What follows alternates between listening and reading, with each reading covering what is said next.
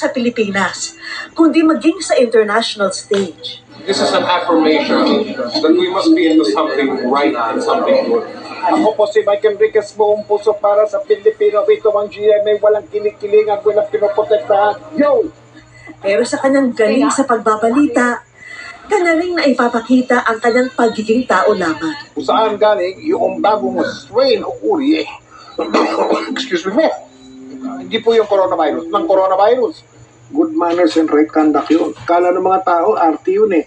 O gimmick. Hindi po.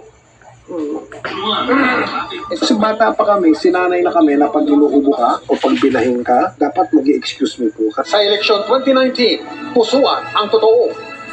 Nitong eleksyon 2019, pinag-usapan at naging viral din ang ilan sa mga sinabi ni Mike. Gusto ko silang singilin.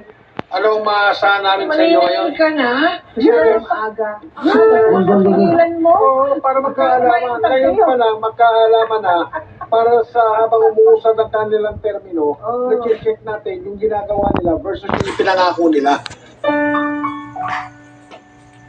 Ngayon, ang aming minamahal na si Mike, hindi muling maririnig ang tinig. Tapos ang kanyang pagkikipaglaban sa karamdaman. Pero sa aming puso, malinaw na pa rin ang kanyang buhay. Hindi namin kayo tatantanan. Ako po ang inyong puso. Gabay namin sa paghati ng serbisyo at katotohanan at ng matapang na pagbabalita. Paalam na hanggang sa ating huli pagkikita.